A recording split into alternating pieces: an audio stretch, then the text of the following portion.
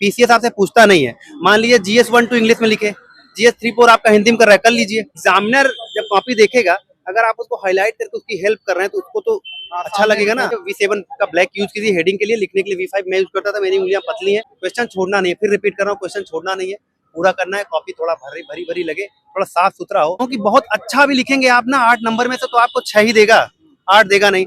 और एवरेज लिखेंगे तो आपको 4 5 मिल जाएगा। रफ पेज लाइए, GS वाइज डिवाइड कर लीजिए, GS 1 से लेके 6 तक उसके नोट्स बनाते जाइए। इसकी कुछ ऐसी सुनाओ जो मुझे आती हो, अगर मुझे पता हो और बहुत फेमस हो। अगर तुम कुछ ऐसा सुनाओगे जो मुझे नहीं आती तो नंबर काट लूंगा। दोस्तों अभी हमें उत्तर प्रदेश लोक सेवा आयोग प्रयागराज भवन के पास, यहाँ पर इस समय यूपीपीएससी 2024 का इंटरव्यू चल रहा है। अभी हमारे साथ डीएसपी नारायण दत्त मिश्रा सर हैं, जिनका आज इंटरव्यू लगा था पीसीएस 2024 के लिए।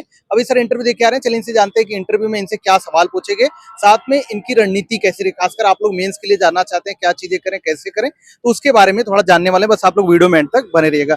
सर इंटरव्यू कैसा रहा? बहुत ही बढ़िया, मजेदार, बेहतरीन। किनके बोर्ड में इंटरव्यू लगा था आपका? श्री कल्पराज सर के बोर्ड में था। क्वेश्चन की स्टार्टिंग आपके इंटरव्यू कहाँ से हुई? यार स्टार्टिंग थोड़ा गड़बड़ हो गई थी। मतलब मैं जब घुसा तो मुझसे बोले क्या टोकन नंबर है, तो मैंने बोला सर 403। तो कंप्यूटर साइंस का छात्र हूँ, आईटी में काम किया हूँ, तो जीरो को नॉट बोलते हैं।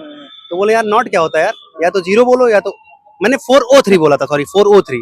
तो बोले या तो जीरो बोलो या तो नॉट बोलो। मैंने कहा सर सॉरी सर वही। तो बोले कोई बात नहीं कोई बात नहीं। फिर आगे बोले अभी क्या कर रहे हो, तो मैंने अपने काम बताया, सीओ बहराइच हूँ, तो पुलिस पे ही चला मोस्टली। फिर पुलिस के थ्रू पुलिस की परसेप्शन क्यों ऐसा है, केस स्टडीज दिया गया, यहाँ ये हो गया, कहाँ जाओगे, ये सब सवाल केस स्टडी हाँ वाले केस बता स्टडी सवाल ऐसे थे। कुछ तो सवाल ऐसे थे कि पुलिस को लेके सिर्फ पहली बात यही आती है कि पुलिस जनता बहुत डरती है, जाना ही नहीं चाहती है, तो इसको कैसे दूर करोगे, और पहला हाथ छोड़ देती है। और अभी एक इलाहाबाद का उन्होंने केस बताया कि अभी नगर पालिका एक घर को गिरा रही थी और वहाँ पे कुछ इलीगल लोग रहते थे, वहाँ पे एसएचओ पहुंचा है, तो एसएचओ को उसने पत्थर मार दिया। तो उसके बारे में क्या कहना चाहोगे? और पुलिस जुडिशरी के बीच, पुलिस और कमिश्नरेट सिस्टम जो नया आ गया है उसमें और नॉन कमिश्नरेट सिस्टम में डिफरेंस क्या है? तो ये सब बातें हुई, चल रहा था पुलिस पे, चल रहा था पुलिस पे। फिर उसके बाद एक मेंबर थे तीसरे, वो बोलते हैं अरे यार police police police police police हो गया। हाँ पहले वो बोले कि पुलिस 3 क्वालिटीज बताओ पुलिस की, तो मैंने बताया, तो हालांकि उन्होंने अपना बताया, तो मैंने कहा सर ठीक है, थैंक यू सर बोला। फिर बोले अच्छा ठीक है पुलिस पुलिस हो गया, पुलिस के अलावा बताओ कुछ। और मैं जैसे इंतजार में था कि अच्छा ठीक है। मैंने फिर अपना पूरा लंबा चौड़ा बताया हॉबी। फिर कह रहे हैं कि यार लिखते भी हो, मैंने कहा हाँ लिखता हूँ। तो बोला कि फैज अहमद फैज की कुछ सुनाओ। तो मैंने कहा सर सुनाता हूँ। तो बोले फैज अहमद फैज की कुछ ऐसी सुनाओ जो मुझे आती हो, अगर मुझे पता हो और बहुत फेमस हो। अगर तुम कुछ ऐसा सुनाओगे जो मुझे नहीं आती तो नंबर काट लूंगा। तो मैंने कहा सर मेरी समझ से जो मुझे बहुत पसंद है और पब्लिक डोमेन में भी बहुत लोग जानते हैं वो सुनाता हूँ। तो मैंने वो वही मुझसे पहली सी मोहब्बत मेरे महबूब नवांग पूरा सुनाया, लगभग 2 स्टैंजा। तो बोले बहुत अच्छा। फिर राधे श्याम रामायण पे स्टार्ट हो गया कि अच्छा तुम राधे श्याम रामायण भी करते हो? मैंने बोला हाँ सर। कहाँ करते हो? फिर वही सब चालू हुआ। फिर बोला कुछ सुनाओ। तो फिर मैंने वही जो पिछले बार सुनाया था बालीवध का प्रसंग वही पूरा सुनाया। तो बोले पूरा सही सुनाओ। फिर मैंने बोला सर भगवान राम बालीवध का प्रसंग है, तो उसमें सुग्रीव बाली पूछते हैं भगवान राम से कि मैं बैरी सुग्रीव पियारा कारण कहीं नाथ मोहि मारा। तो भगवान राम उसका उत्तर देते हैं। तो बोला सुनाओ। हालांकि इस बार गाने के लिए नहीं बोला, पिछले बोर्ड में गाने के लिए बोला था। तो मैंने वही कन्या भगनी वाला पूरा सुना दिया। तो चेयरमैन साहब बीच में मुझे रोकते हैं। चेयरमैन साहब वो पूरी चौपाई बोलते हैं जो इस राधे श्याम की। मैंने कहा हाँ सर यही है। फिर ऐसी बात होती रही। फिर मुझसे बोले कि आप बहराइच में हैं, बहराइच में एक दंगा हुआ था अक्टूबर 2024 में, उसकी जरा बताओ क्या क्या असलियत थी, कैसे चेन ऑफ इवेंट हुए। फिर मैंने उसका एक्सप्लेन किया। और फिर बोल रहे हैं कि वही करप्शन कैसे कम करोगे, बहुत करप्शन है। फिर उसको मैंने बताया। फिर कह रहे हैं कि तुम नया क्या कर रहे हो पुलिस में।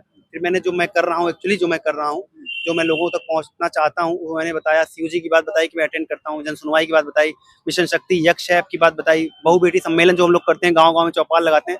तो बहुत बहुत ज़्यादा इंप्रेस हो गए थे। और लास्ट में जब मैं निकलने वाला था तो मुझसे बोलते हैं कि how sure you are to get an SDM। तो मैंने बोला सर प्रीटी मच। तो बोले कि ऐसा लग रहा है। तो बोले जाओ बेटा। तो बहुत बहुत अच्छा माहौल हो गया था। मतलब 2023 में आपने इंटरव्यू दिया था, उसमें और आज आप इंटरव्यू दे के आ रहे हैं, दोनों में क्या डिफरेंस आपको लगा? यार मैं पिछले साल बहुत अलग जोन में था। मैं बहुत बड़ा भक्त आदमी हूँ, भगवान राम का महीना था। तो पिछली बार सिलेक्शन नहीं हुआ था, तो पिछली बार मैं चाहता था कि ऐसे क्वेश्चन पूछे जाएं, तो पूछे गए। इस बार मतलब ऐसा था कि ठीक है क्या पूछेंगे मुझसे।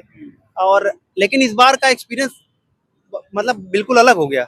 उन्होंने पुलिस में ही पूछा, पोएट्री वेट्री भी करवा ली, तो बड़ा मजेदार है। दोनों को कंपैरिजन नहीं कर सकता। पहला इंटरव्यू मेरे दिल में बहुत अहम है, पहला इंटरव्यू था। हाँ, तो लेकिन ये वाला भी बहुत ही बेहतरीन हुआ है। अब नंबर बताएगा, लेकिन बहुत मजा आया। देख के पता चल जाता है कैसे रेसिप्रोकेट कर रहे हैं, कैसे रिसीव करना है। तो पिछले बार ही मुझे पता चल गया था कि नंबर अच्छे आएंगे, इस बार ऐसा लग रहा है कि उससे अच्छे आएंगे। बाकी ये तो भविष्य के गर्भ में है, पता चलेगा। बाकी दोस्तों, आप लोग पिछले इंटरव्यू का एक्सपीरियंस सर का देखना चाहते हैं, 17-18 मिनट का वीडियो आपको उसका लिंक हम वीडियो के डिस्क्रिप्शन बॉक्स में दे देंगे। काफी डिटेल में बताया है किस तरीके का इंटरव्यू का प्रोसेस होता है, क्योंकि उसमें सारी डिटेल मिल जाएगी। अब चलते हैं सर मेंस की तरफ। मेंस के लिए क्या स्ट्रेटजी आपको लगता है, क्या सही स्ट्रेटजी होनी चाहिए? क्योंकि बहुत सारे छात्र फिल्म्स तो करते हैं, लेकिन मेंस के लिए क्या आपको लगता है कि फिल्म्स के पहले उसकी तैयारी होनी चाहिए, या कैसी तैयारी मेंस की होनी चाहिए? सब्जेक्ट वाइज आप बता सकते हैं, मतलब पेपर वाइज। इस बार तो मैं बहुत तैयारी कर नहीं पाया, जॉब में था, लेकिन जो एक नॉर्मल स्ट्रेटजी होनी चाहिए वो मैं बताता हूँ, जो मैंने खुद की है। पहले आप मेंस का पीवाईक्यू लाइए, और जब आप मेंस लिख रहे हैं तो मैं ये उम्मीद करूंगा प्री पास करके आए हैं तभी लिखेंगे, तो आपको सिलेबस की समझ है। तो बहुत ज़्यादा टाइम ना खराब करते हुए पीवाईक्यू लाइए। एक आप पीवाईक्यू जब लाएंगे, पीवाईक्यू पढ़ेंगे 2018 से लेकर 23-24 तक का, तो आपको समझ में आएगा कि एक थीम है, उसके अराउंड ही पीछे क्वेश्चन पूछता है घुमा फिरा के। ऐसे कुछ 80-85 थीम मिल जाएंगी, उनको लिखिए। रफ पेज लाइए, जीएस वाइज डिवाइड कर लीजिए, जीएस 1 से लेके 6 तक उसके नोट्स बनाते जाइए, और बस अब करंट अफेयर्स पढ़ते जाइए। उसके पेज के थोड़ा मार्जिन छोड़ दीजिए। मान लीजिए आप आज आपने एमएसएमई पे बनाया नोट्स, आप बना रहे हैं कुछ भी, कल को एमएसएमई से बड़ा कोई कमेटी बन के अपडेट आएगी तो बगल में, और वो चीज जो अपडेट करेंगे वो दूसरे पेन से करिए। ऐसे कर करके आपका लगभग 100 पेज का नोट्स बन जाएगा, और उसको कम से कम 20 बार रिवाइज कीजिए। हर पेपर वाइज हाँ, 100 पेज बस। का? नहीं, पूरा बनेगा पूरा? हाँ, क्योंकि 85 थीम ही है। एक पे 2 भी पेज बनाएंगे तो आपका लगभग 170 पेज जाएगा, लेकिन नॉर्मली एक पेज में हो जाता है। तो ऐसे करके बनाइए और उसको करते रहिए। और उसके बाद मैं क्या कर, हाँ, मॉक टेस्ट दीजिए, क्योंकि यार पेपर आपका क्वेश्चन छूट रहा है तो आधी आपकी स्ट्रेटजी वही फेल हो गई।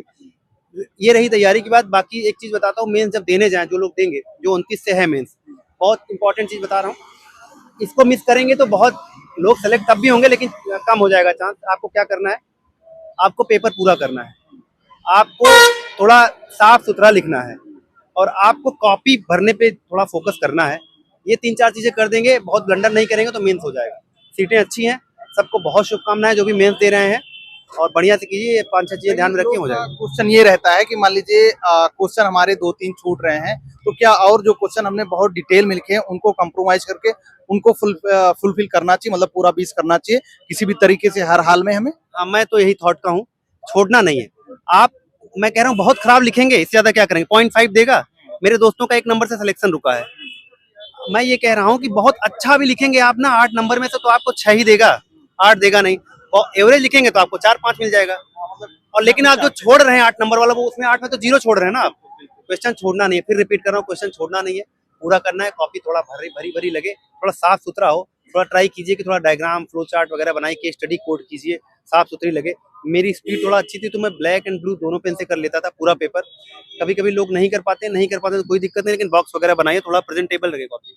बाकी पेन का भी आपको लगता है कि कोई ऐसी पेन होती है जिससे लिखने पे स्पीड बनती है हमारी? हाँ, मेरे पास भी एक क्वेश्चन आप पूछे थे, फिर बता देता हूँ। हाँ, है बिल्कुल। पायलट की V5 है और V7 है, उसी का ब्लैक एंड ब्लू ले लीजिए। V7 का ब्लैक यूज कीजिए हेडिंग के लिए, लिखने के लिए V5 मैं यूज करता था। मेरी उंगलियां पतली हैं, जिनकी उंगलियां मोटी हैं, एक रेनॉल्ड हाँ, रेनॉल्ड की आती है, वो भी अच्छी पेन होती है, देख लीजिए। मतलब ब्लैक और ब्लू पेन दोनों का यूज करना चाहिए मेरे एग्जाम? मतलब करना चाहिए, अगर आप कर पा रहे हैं तो बहुत अच्छा है, आप पहले एक स्टेप आगे हैं।